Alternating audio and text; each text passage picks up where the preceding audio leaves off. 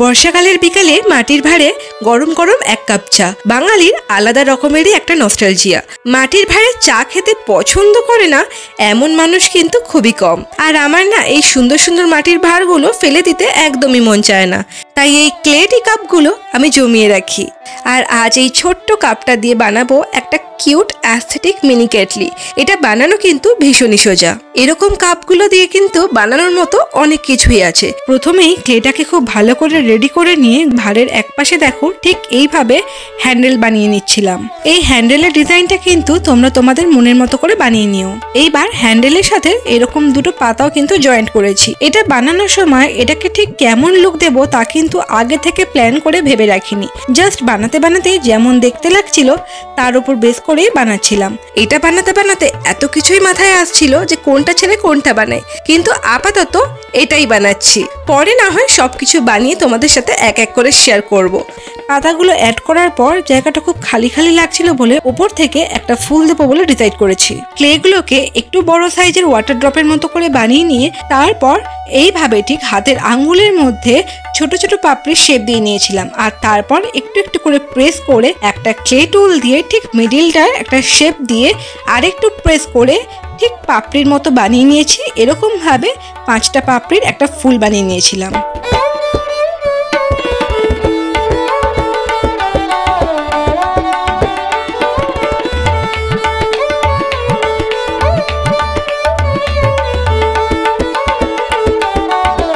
আর এরপর মিডিলে দেখো ছোট ছোট একদম দানার মতো কিছু ক্লে নিয়ে আমি পরাগরেণুগুলো বানিয়ে নিয়েছিলাম। অ্যাকচুয়ালি এটা না বানাতে বানাতে বুঝলাম যে আগের দিন ক্লে দিয়ে যে ফ্লাওয়ার প্লেটটা বানিয়েছি ঠিক এরকমই একটা থিমের ওপরে এই জিনিসটা এগোচ্ছে। তাই ডিসাইড করলাম যেহেতু ঠিক ওই রকম থিমেরই দেখতে লাগছে তাহলে কিন্তু এই ফ্লাওয়ার প্লেটটার সাথে পেয়ার করলে খুব একটা মন্দ হয় না। এরপর আরো কিছুটা ক্লে নিয়ে কেটলির একদম ফ্রন্টের দিকে যে মুখটা থাকে সেটাকে বানিয়ে নিয়েছি। অন্যান্য কেটলিগুলোতে ঠিক যেমন থাকে সেইভাবেই তোমরা তোমাদের পছন্দ মতো শেপ দিও। জানো তো এই ফুল পাতা ফল এইসব নিয়ে কাজ করতে তো আলাদাই একটা মজা আছে, আর সেটা ক্লেই বা হোক না কেন। আর যদি বলি ক্লের কথা তাহলে তো ক্লে দিয়ে সেগুলোকে শেপ দিতে আরোই ভালো লাগে।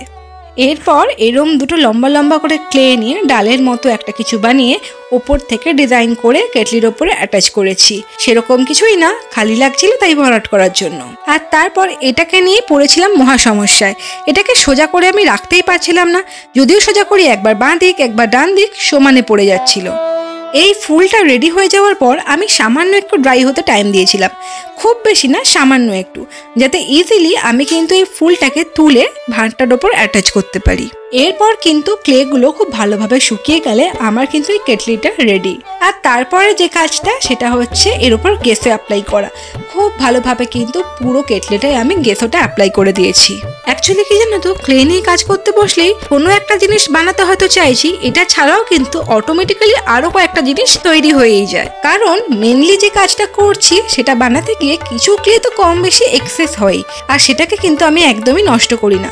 তখনই ওই ক্লেটা দিয়ে আমি ইনস্ট্যান্ট আরো কিছু বানানোর চেষ্টা করি। সত্যি বলতে কি আর্টের যে কোনো মেটেরিয়াল এক ফোঁটাও নষ্ট হলে না আমার কেমন জানি একটা ফিল হয়। এই ফিলিংসটা ঠিক বলে বোঝানোর মতো নয়। এইভাবেই কিন্তু এই ফ্লাওয়ার পেটটা বানাতে গিয়ে আমার এই কেটলিটা তৈরি।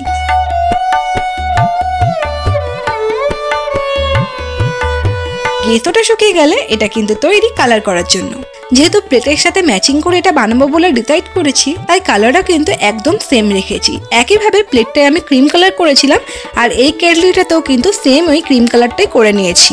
প্লেটটা কালার করার সময় তো তোমাদের বলেছিলাম আগের ভিডিওতে যে অনেকটা হোয়াইট কালারের সাথে সামান্য একটু লেমন ইয়েলো কালার মিক্স করে আমি কিন্তু এই ক্রিম কালারটা তৈরি করে নিয়েছিলাম।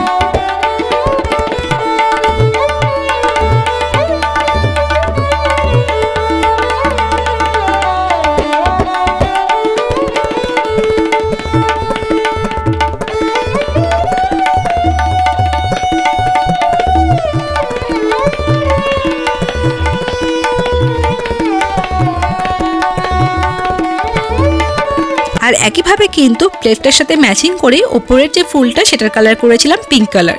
এরপর পুরো বডিটায় ক্রিম কালার করা হয়ে গেলে আমি যে এখানে পাতাগুলো ছিল সেখানে একটা প্যাস্টেল গ্রিন কালার করেছি। এখানে এই গ্রিন কালারটা তৈরি করেছি dark green lemon yellow colour দিয়ে আর তার সাথে অনেকটা পরিমাণে হোয়াইট কালার মিশিয়ে।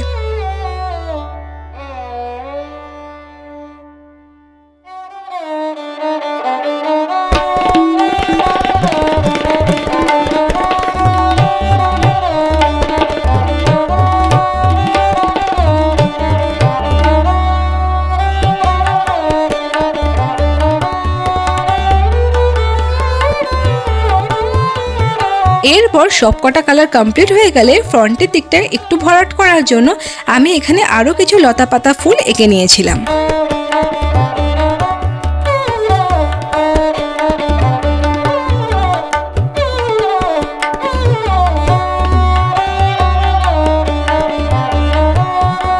এরপর কিন্তু দেখো এই কালারটা কমপ্লিট হয়ে গেলে আমার কেটলির কালার মোটামুটি কমপ্লিট।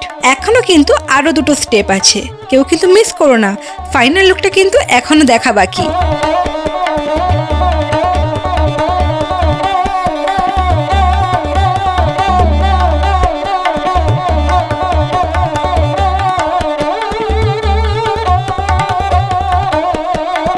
এদিকে দেখো এটাই হলো সেই প্লেট যেটার কথা তোমাদের বলছিলাম, এর ভিডিওটা কিন্তু আমি অলরেডি শেয়ার করে দিয়েছি।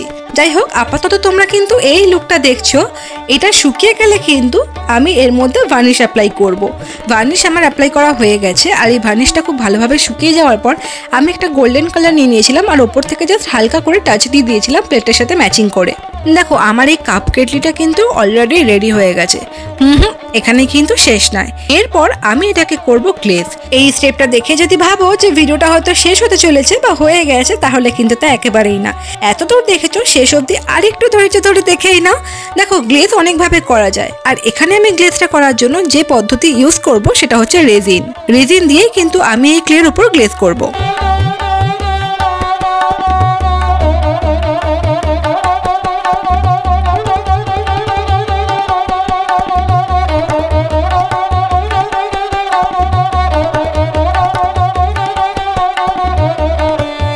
চলো চলো আর একটু, তোমরাই বলো তো এই কেটলিটার সাথে এই প্লেটটা দেখে একসাথে কেমন লাগছে।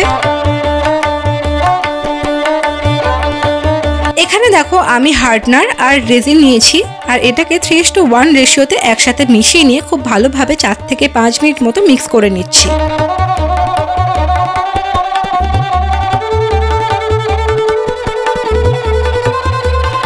এরপর ওপর থেকে কিছু সিলভার ফ্লেক্স আমি এখানে অ্যাড করেছি। এবার জাস্ট একটা ব্রাশ নিয়ে আমি হালকা করে প্লেটটার উপর ফার্স্টে অ্যাপ্লাই করে দিয়েছিলাম, আর তারপর কিন্তু কেটলিটাকে রেজিন দিয়ে ভালোভাবে কভার আপ করে নিয়েছি। এই কাজটা করার সময় আমার কিন্তু ভীষণই ভয় লাগছিল। আমি ভাবছিলাম যে কালারগুলো হয়তো ফেড হয়ে যাবে, কারণ কি আমি এটা ফার্স্ট টাইম করছিলাম। যে কোনো কিছুরই একটা শুরুর দিন হয় আর একটা ফার্স্ট অ্যাটেম্প থাকে, তাই রিস্ক আর টেনশন হলেও এক্সপেরিমেন্ট আমাকে করতেই হবে। ট্রাই না করলে আমি এটা বুঝতেই পারবো না যে রেজাল্টটা আলটিমেটলি কেমন আসে। তো রেজিনটা ভালোভাবে অ্যাপ্লাই করার পর আমি 10 থেকে 12 ঘন্টা এটাকে রেস্টে রেখে দিয়েছিলাম, আর এর ওপর দিয়ে উঁচু একটা বাটি কভার করে দিয়েছিলাম যাতে বাইরে থেকে কোনো ধুলোবালি এসে না পড়ে। আর ঠিক এই এক্সপেরিমেন্টের পরেই কিন্তু আমি রেজিনের উপর গ্লেজ করার একটা নতুন ইজি ওয়ে পেয়ে গেছি। এরপর থেকে কিন্তু আমি যে কোনো ক্লে দিয়ে তৈরি করা জিনিসের ওপর গ্লেজ করতে গেলে এইভাবে রেজিনটাকে ইউজ করতে পারবো।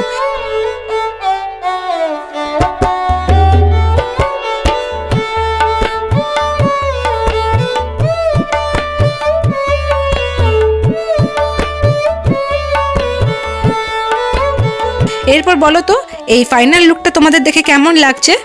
বলো বলো, ঝটপট বলো দেখি। চলো আজ ঠিক এতটুকুই থাক। যদি ভালো লাগে তাহলে কিন্তু লাইক আর সাবস্ক্রাইব করে যেও। দেখা হচ্ছে আবার নেক্সট ভিডিওতে। Till then keep watching.